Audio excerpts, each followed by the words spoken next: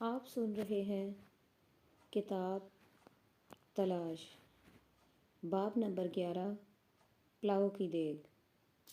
اگر یہ تسلیم کر لیا جائے کہ ہمارے ہاں جو اسلام مروج ہے وہ قرآنی اسلام نہیں بلکہ ان پڑھ اجارہ داروں کی خود ساختہ روایات، خوش اعتقادیوں اور توہمات کا ملغوبہ ہے، تو بڑے بھیانک سوالات پیدا ہوتے ہیں۔ نمبر 1، پہلا سوال یہ پیدا ہوتا ہے کہ ہم خود کو مسلمان سمجھتے ہیں، کیا واقعی ہم مسلمان ہیں؟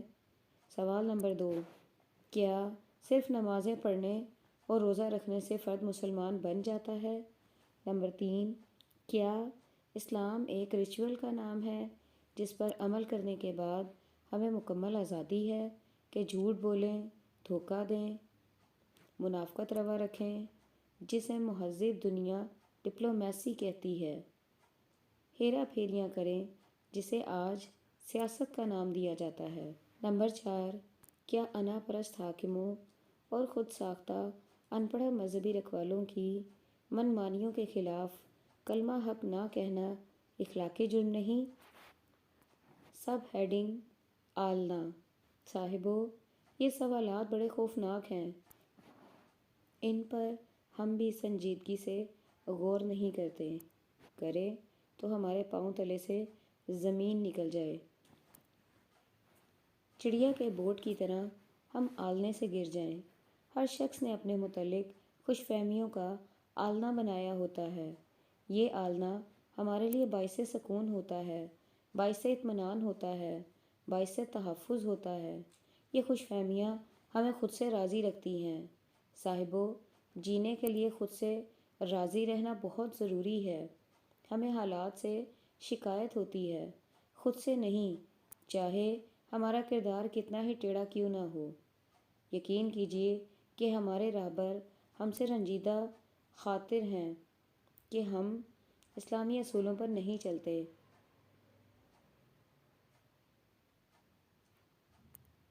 وہ خود پر بہت راضی ہیں۔ انہیں کبھی خیال نہیں آیا کہ انہوں نے بڑی نیک نیتی سے اسلام کو ریچول میں بدل دیا ہے۔ دراصل یہ ایک نیتی خوش فہمی کی پیداوار ہے جسے آج کل وش فل تھنکنگ کہتے ہیں۔ سب سے بڑی خوش فہمی جو رہبروں میں پیدا ہوتی ہے یہ ہے کہ میں جانتا ہوں، مجھے علم ہے، میں عالم ہوں۔ جو سمجھتا ہے کہ میں جانتا ہوں، اس میں مزید جاننے کی خواہش پیدا نہیں ہوتی، دوسروں کی بات سننے کی ضرورت محسوس نہیں ہوتی۔ دوسری خوش فہمی یہ ہے کہ چونکہ میں جانتا ہوں اس لیے میرا فرض ہے کہ عوام جو نہیں جانتے کو سیدھے راستے پر چلنے کی تلقین کروں۔ صاحبو، ہمیشہ ایسے ہی ہوتا ہے، ہر مذہب کے ساتھ ایسے ہی ہوا۔ پہلے ریولیوشن آیا، پھر ریولوشن آیا، اور بالآخر سپرسٹیشن چھا گیا۔ پہلے الہامی باتیں ہوتی ہیں، پھر تعمیری انقلاب ہے، اس کے بعد اجارہ دار آ جاتے ہیں، اور پھر ریچول، معجزات، کرامات، توہمات۔ اجارہ داروں کی آمد کے بارے میں کسی صاحب ذوق نے کیا خوبصورت لطیفہ لکھا ہے، کہتے ہیں، سب ہیڈنگ بھوں بھوں۔ ایک شام پروانوں کی بستی میں ایک بھیڑ بھوں بھوں کرتا آ گیا۔ پروانوں نے پوچھا، آپ کون ہیں؟ بھیڑ بولا، میں بھی پروانہ ہوں۔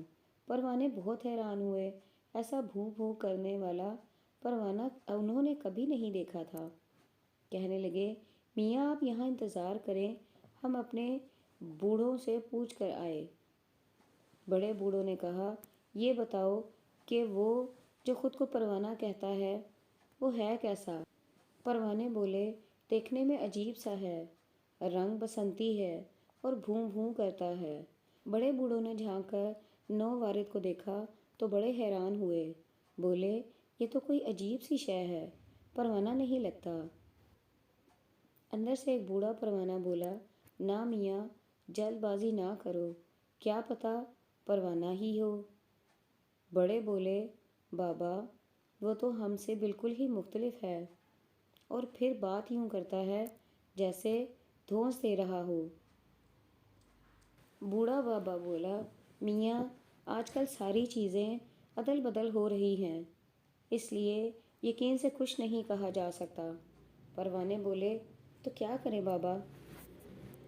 बाबा ने कहा, जाकर उससे कहो कि भाई परवाने, शहर जाओ और जाकर देख कर आओ, क्या शहर में बत्तियां रोशन हो गई हैं?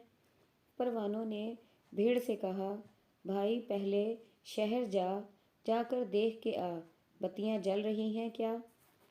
आधे घंटे के बाद भीड़ भू भू करता हुआ वापस आ गया। कहने लगा, शहर में तमाम बत्तियां जल रही हैं, जगमग हो रही हैं। आज आलम इस्लाम में अक्सर परवाने ऐसे हैं जो बड़ी खुशी से भूं भूं ऐलान करते हैं कि शहर में बत्तियां रोशन हैं, अल्लाह के फजलो करम से जगमग जगमग हो रही हैं। साहिबो, ये कोई अनोखी बात नहीं, हर मज़हब के साथ ऐसा ही हुआ है। जिस तरह हमारे यहाँ हर नई हुकूमत के साथ जियाले आ जाते हैं, इसी तरह हर नए मज़हब के साथ रखवाले आ जाते हैं। और जनाब, सीधी बात है कि रखवाले हमेशा यही कोशिश करेंगे कि आवाम को भीड़े बनाए रखें ताकि इनकी अजारादारी कायम रहे। हिंदू आया तो साथ ब्राह्मण आ गए। फिर मनोजी ने मुस्तकिल बुनियादों पर ब्राह्मणों की अजारादारी कायम कर दी। ह्यूमन सोसाइटी को ज़ातों में तकसीम कर दिया। ब्राह्मणों को देवताओं का दर्जा देने के लिए छूत की रस्म चला दी। हिंदू सोसाइटी का एक बहुत बड़ा हिस्सा नीच बना दिया गया। हरिजन और गैर हिंदू सभी अनटचेबल करार दे दिए गए। सब हेडिंग, धर्म भ्रष्ट। 1932 में जब मैं धर्मशाला के गवर्नमेंट मिडिल स्कूल में पढ़ाता था तो मुझे छूत के सही मानों का इल्म हुआ। धर्मशाला और उसके गिरदोनवा के इलाकों में हिंदू अक्सरियत थी। स्कूल में सिर्फ 2 लड़के मुसलमान थे। मेरी मुश्किल ये है कि मैं बहुत प्यासा हूँ। हर 2-4 घंटों के बाद मुझे पानी की तलब महसूस होती है। एक रोज़ जब जमात का वाहिद मुसलमान लड़का छुट्टी पर था, मैंने एक हिंदू लड़के से कहा कि मुझे 1 गिलास पानी ला दो। वो सर लटकाकर खड़ा हो गया। मैंने उससे पूछा कि तुम पानी क्यों नहीं लाते? वो बोला, सर, मेरा धर्म भ्रष्ट हो जाएगा। मैंने उसे समझाया कि मियाँ, धर्म भ्रष्ट तब होता है जब तुम मेरे हाथ से पानी पियो, मुझे पानी पिलाने से नहीं होता। मेरे समझाने के बावजूद लड़के ने मुझे पानी पिलाने से इनकार कर दिया। सर, मेरा धर्म भ्रष्ट हो जाएगा। फिर दफतन बात मेरी समझ में आ गई कि मुसलमान अक्सरियत के इलाकों में मुसलमानों के हाथ से खाने पीने से धर्म भ्रष्ट होता है, लेकिन हिंदू अक्सरियत के इलाके में मुसलमान को खाने पिलाने से भी धर्म भ्रष्ट होता है। तकसीम के बाद पहली मर्तबा जब मैं भारत के दारुल हुकूमत दिल्ली में गया तो हैरान रह गया। अरे, ये मैं क्या देख रहा हूँ? क्या ये दिल्ली शहर है? मैं किसी और जगह तो नहीं आ गया? क्या हिंदू बदल गया है? नहीं नहीं, ये नहीं हो सकता। हिंदू कभी बदल नहीं सकता। क्या हिंदू ने छूत छोड़ दी? क्या अनटचेबल्स ख़त्म हो गए? नहीं नहीं, ये कैसे हो सकता है? मेरे सामने दिल्ली के हर बाज़ार में ठंडे पानी की रेहड़ियाँ चल रही थीं। ठंडे पानी का गिलास सिर्फ एक आने में और रेहड़ी पर सिर्फ 1 गिलास रखा हुआ था। सिर्फ 1 गिलास, और सभी इस गिलास में पानी पी रहे थे। मैंने एक मोज़ेज़ लाला जी से पूछा। मैंने कहा, लाला जी, ये क्या हो रहा है? बोले, महाराज, धर्म अपनी जगह, व्यापार अपनी जगह। सब हेडिंग, इंसान की तजलील। साहिबो, सीधी सी बात है, जूँ जूँ तालीम आम हो रही है और साइंस तरक्की कर रही है, तूँ तूँ बुत परस्ती नामुमकिन होती जा रही है। आप दौलत की पूजा कर सकते हैं, इक़्तिदार की पूजा कर सकते हैं, लेकिन बुतों की पूजा नहीं कर सकते। फिर एक और बात है, اللہ تعالیٰ نے انسان کو بڑا شرف بخشا ہے، اشرف المخلوقات بنایا ہے اسے۔ یہ ساری کائنات انسان کے لیے بنائی ہے۔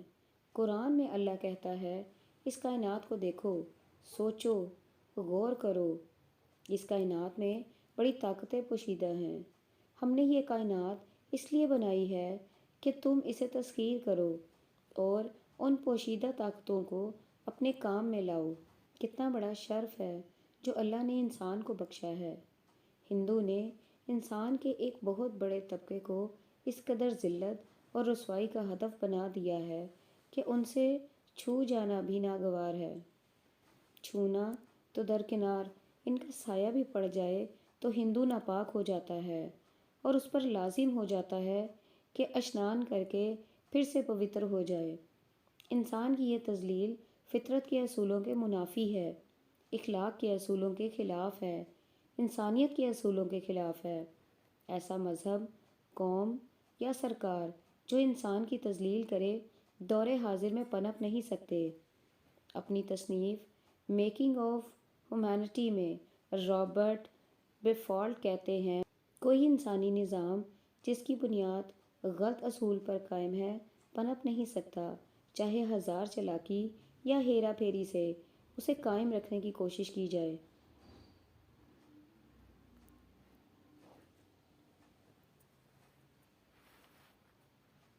ماضی میں بھی ایسے لوگوں کو جنہوں نے انسان کی تذلیل کی، فطرت نے حرف غلط کی طرح مٹا دیا۔ قدرت کے اس اصول کے مطابق ہندو سماج کا بھی یہی مقدر ہے۔ سب ہیڈنگ ناسور۔ نمبر 1، بے شک بھارت ایک بہت بڑا ملک ہے۔ نمبر 2، ایک طاقتور ملک ہے۔ نمبر 3، بیرونی خطرات کے خلاف اپنا تحفظ کرنے کی اہلیت رکھتا ہے، لیکن اس کے اندر ایک ناسور ہے، انسان دشمنی کا رشتہ ناسور جو پیپ سے بھرا ہوا ہے، جو ایک روز پھٹ کر بھارتی سلطنت کو ٹکڑے ٹکڑے کر دے گا۔ صاحبو، یہ میں نہیں کہہ رہا، ساری دنیا کے دانشور بھارت کے اس المیہ کو محسوس کر رہے ہیں۔ پڑھے لکھے دانشور ہندو بھی اس حقیقت کو جانتے ہیں، اگرچہ زبان پر نہیں لاتے۔ بھارت میں علم نجوم عام ہے، بھارت کے نجومی جانتے ہیں کہ یہی بھارت کا مقدر ہے، لیکن وہ اس کا اپائے نہیں کر سکتے، اس لیے بے بس ہیں۔ یہ حقیقت اتنی عام ہو چکی ہے کہ آج کل دانشور اخباروں میں بھی بھارت کا جائزہ لیتے ہوئے برملا کہہ رہے ہیں کہ ٹکڑے ٹکڑے ہو جانا بھارت کا مقدر ہے۔ مثلاً انگریزی اخبار سے ایک تراشا ملاحظہ ہو، جولائی 1994، the aura of Gandhi and Nehru's personalities and their cherished dream to weave the diversities of India into a beautiful mosaic of unity is fast disappearing, and India, over the years, has emerged as the most troubled country where communitarians, intercaste rivalries, and regionalism and religionism has become rampant, threatening and very existence of the country appearing at the brink of disaster and disintegration۔ Nehru اور گاندھی کی شخصیات اور ان کے سہانے خواب کا طلسم کہ بھارت کے مختلف قومیتوں کو وحدت کی ایک خوبصورت لڑی میں پرونا ہے، تیزی سے ٹوٹ رہا ہے، اور کئی برسوں سے بھارت ایک متلاطم ملک کے طور پر سامنے آ رہا ہے،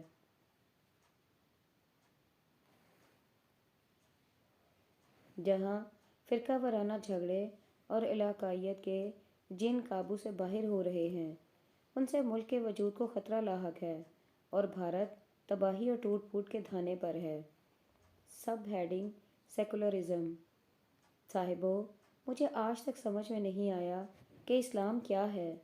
ہمارے راہبر کہتے ہیں کہ میاں آسان بات ہے، ہمارے راہبر کہتے ہیں کہ میاں آسان بات ہے، داڑھی رکھ لو، لبیں کٹواؤ، مسجد میں نمازیں پڑھو، خطبے سنو، پاجامے کا پانچا رکھنے سے اونچا رکھو، روزے رکھو، زکوٰۃ دو، حج کرو، تو تم سچے مسلمان بن جاؤ گے، تمہاری روح میں پاکیزگی پیدا ہو جائے گی اور تم بہشت کے حقدار بن جاؤ گے۔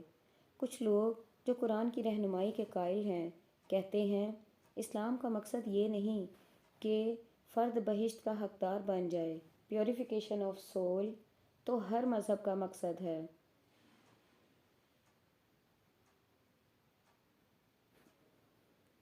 دنیا میں بیسیوں مذہب آئے، ہر مذہب کا مقصد دیوتاؤں یا خدا کی خوشنودی اور روح کی پاکیزگی حاصل کرنا تھا۔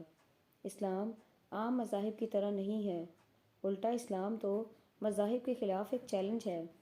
عام مذاہب میں تنگ نظری کا پہلو اس قدر شدید ہے کہ پڑھے لکھے مفکروں کے لیے مذہب ناقابل قبول ہو جاتا ہے۔ عام مذاہب سائنسی تحقیق کی اجازت نہیں دیتے، اس لیے سائنسی محقق مذہب سے بیزاری کا رویہ اپنانے پر مجبور ہو گئے ہیں، اس لیے سیکولرزم وجود میں آیا ہے۔ مذہب کے خلاف رویہ فیشن بن گیا ہے۔ دراصل یہ رویہ مذہب کے خلاف نہیں ہے بلکہ ان اجارہ داروں کے خلاف ہے جو مذہب کے رکھوالے بن کر بیٹھ گئے ہیں اور احکامات جاری کرنے لگے۔ یہ نہ کرو، وہ نہ کرو، سوچنا گناہ ہے، تحقیق کرنا کفر ہے۔ عیسائی سائنسدانوں اور مفکروں نے برملا کہنا شروع کر دیا تھا کہ مذہب ترقی کے راستے میں سب سے بڑی رکاوٹ ہے۔ مغربی مفکروں نے اعلانیہ کہہ دیا تھا کہ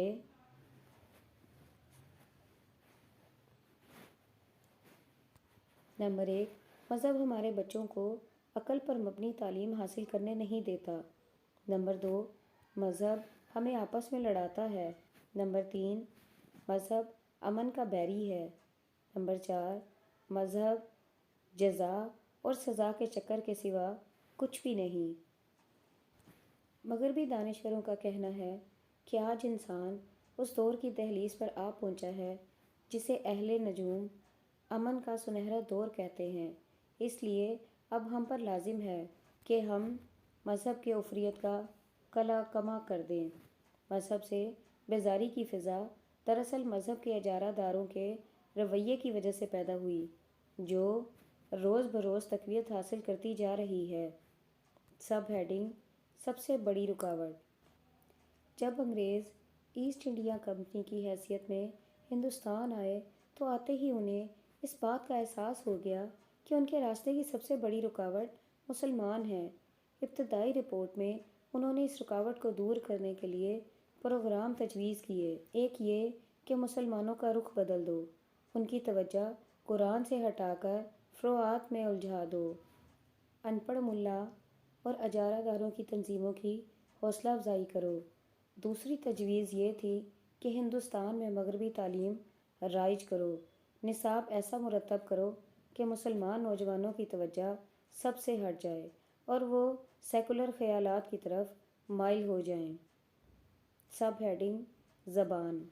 سب سے پہلی مشکل تو یہ تھی کہ ہندوستان کے بیشتر حصوں میں پٹھانوں اور مغلوں کے ادوار کی وجہ سے جو سرکاری زبان رائج تھی اس میں عربی اور فارسی زبان کی آمیزش تھی۔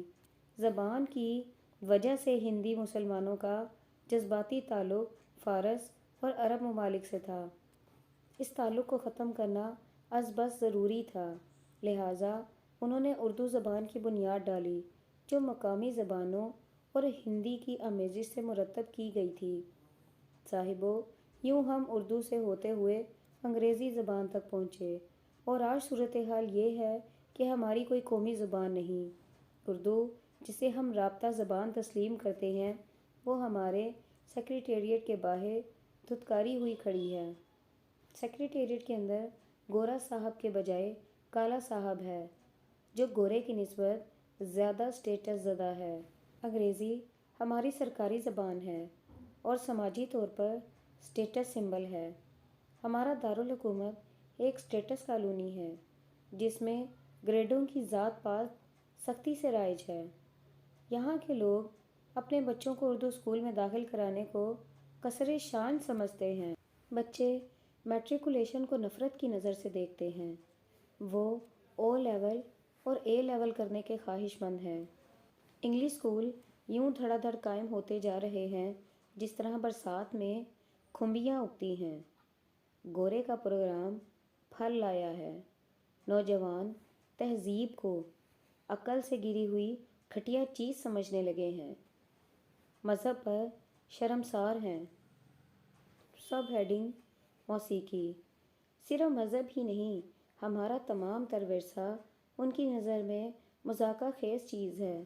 یہاں تک کہ نوجوانوں میں انگریزی گانے گنگنانے کا رواج چل نکلا ہے اور ان کی بے سری بھدی آوازوں کو ہمارا ٹیلی ویژن بڑے اہتمام سے پیش کرتا ہے۔ ہماری موسیقی سر کی موسیقی تھی جو سیدھی دل پر اثر کرتی تھی۔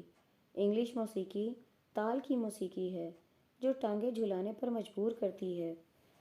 سبھی جانتے ہیں کہ اہل مغرب نے ٹانگیں جھلا جھلا کر اپنا سوا ستیہ ناش کر لیا ہے۔ اس کے باوجود ہمارے نوجوان ٹانگیں جھلانا سیکھ رہے ہیں۔ لوگ کہتے ہیں مفتی پاکستان کے مستقبل کے متعلق بڑے دعوے کرتا ہے۔ کہتا ہے کہ پاکستان کا مستقبل بڑا شاندار ہے۔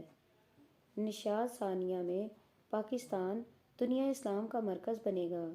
ایک پروفیسر نے کہا کہ مفتی باباؤں کی باتیں کرتا ہے۔ کہتا ہے ایک مستری بابا آنے والا ہے جو پاکستان کو رنگ و روغن کرے گا۔ صاحبو، میری کیا حیثیت ہے کہ میں ایسے دعوے کروں؟ ایسے دعوے تو ہمارے بزرگ صدیوں سے کرتے آئے ہیں۔ کہتے ہیں کہ حدیث میں بھی نشاط ثانیہ کا ذکر ہے۔ علم نجوم کے ماہر بھی کئی ایک سالوں سے یہی کہتے آئے ہیں۔ کہتے ہیں کہ آسمانوں پر ستاروں کے نئے جھرمٹ نمودار ہو رہے ہیں۔ ظاہر ہوتا ہے کہ زمین پر ایک سنہرا دور آنے والا ہے جب امن کا دور دورہ ہوگا، سکون و اطمینان ہوگا۔ آج کے دور میں شدت ہے، حرکت ہے، جلدی ہے، اضطراب ہے، بے چینی ہے، تلخی ہے، کشمکش ہے، جنگ و جدل ہے۔ بظاہر تو کوئی ایسی صورت نہیں کہ امن، سکون اور اطمینان کا دور آئے، لیکن اگر بزرگوں اور عالموں کی بات مان لی جائے تو ظاہر ہے کہ ایسا دور ہماری وجہ سے نہیں بلکہ ہمارے باوجود آئے گا۔ ایسی حالت میں پروویڈینشل فیکٹر کو شامل کرنا لازم ہو جاتا ہے۔ Subheading: providential factor. مثال کے طور پر پاکستان کو لیجئے۔ قیام پاکستان کے لیے ہندوستان کے مسلمانوں نے کئی ایک سال کوششیں کی لیکن حالات سازگار نہ تھے۔ پاکستان بننے کی کوئی صورت نہ تھی۔ ہندو نہیں چاہتا تھا کہ بٹوارا ہو۔ وہ اٹوٹ ہندوستان کے نعرے لگاتا رہا تھا۔ انگریز کا ابتدا سے ہی ہندو سے گٹھ جوڑ تھا۔ ہندو نے ہمیشہ انگریز کا ساتھ دیا تھا۔ ویسے بھی کردار کے لحاظ سے ہندو بہترین ماتحت اور بدترین آقا ہیں۔ ان حالات میں اللہ نے مسلمانوں کو ایک لیڈر عطا کر دیا۔ بے شک محمد علی جناح ایک عظیم لیڈر تھا، لیکن پاکستان کے حصول کے لیے اس کا انتخاب بہت غیر موزوں تھا۔ محمد علی جناح اعلیٰ کردار کا مالک تھا، وہ اصولوں کا پابند تھا۔ صاحبو، تم ہی بتاؤ، کیا سیاست میں بھی کبھی کوئی اصول کا پابند لیڈر کامیاب ہوا ہے، خصوصاً جب مقابلے میں پنڈت نہرو اور پٹیل جیسے گھاگ سیاسی ہوں؟ ظاہر ہے کہ قیام پاکستان ایک معجزہ تھا۔ پھر یہ بھی قابل توجہ ہے کہ گزشتہ 48 سال سے آپ، میں، ہم پاکستان کو توڑنے کی کوششوں میں لگے ہوئے ہیں۔ اس خدا داد پلاؤ کی دیگ کو کھا رہے ہیں، کھائے چلے جا رہے ہیں۔ حرص اور طمع نے ہمیں پاگل کر رکھا ہے۔ شوکت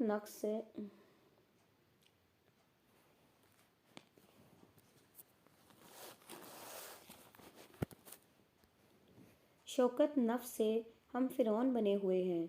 چاروں طرف سے میں کی آوازیں آ رہی ہیں۔ اقتدار کے لیے ہم آپس میں یوں لڑ رہے ہیں جیسے بچے کھلونے کے لیے لڑتے ہیں۔ ہماری کوششوں کے باوجود پاکستان نہیں ٹوٹا۔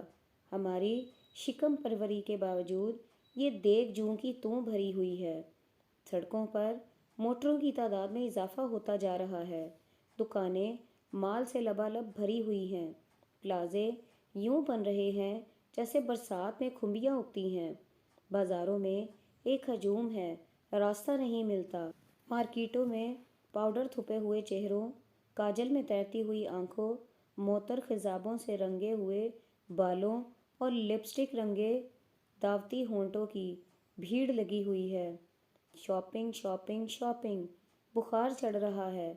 ہندوستان سے آنے والے لوگ یہ مناظر دیکھ کر منہ میں انگلی ڈال لیتے ہیں۔ ہے بھگوان، یہ ملک ہے یا میلہ لگا ہوا ہے؟ سب ہیڈنگ: بشاشت زندگی۔ جب میں دلی گیا تھا، ایک ہومیوپیتھک اسٹور پر کتابیں خرید رہا تھا تو ایک جاندار سکھ خاتون آ گئی۔ آتے ہی بے تکلفی سے پنجابی میں پوچھنے لگی، بولی، کد آئے پاکستان تو؟ ارے میں حیران رہ گیا، اس خاتون کو کیسے پتہ چلا کہ میں پاکستان سے آیا ہوں؟ میں نے پوچھا، بتا، تجھے کیسے پتہ چلا کہ میں پاکستان سے آیا ہوں؟ بولی، آ میرے ساتھ، باہر بازار کی نکڑ پر کھڑے ہو جاتے ہیں، میں چہرہ دیکھ کر بتا دوں گی کہ کون پاکستانی ہے۔ کوئی جادو ہے تیرے پاس؟ میں نے پوچھا۔ ہاں، وہ مسکرائی۔ وہ بھید بھی مجھے بتا، میں نے کہا۔ بولی، جس کے چہرے پر بشاشت ہے، زندگی ہے، رونق ہے، وہ پاکستانی ہے۔ اس لحاظ سے تو بھی پاکستانی ہے۔ وہ مسکرائی۔ اس کی مسکراہٹ ان کہی بات سے بھری ہوئی تھی۔ دلی کے بڑے بازاروں میں بھیڑ تھی، لوگ آ جا رہے تھے، کاروبار چل رہے تھے، لین دین ہو رہا تھا، لیکن بے نام اداسی چھائی ہوئی تھی۔ وہ میلہ نہیں لگ رہا تھا جو پاکستان میں لگا رہتا ہے۔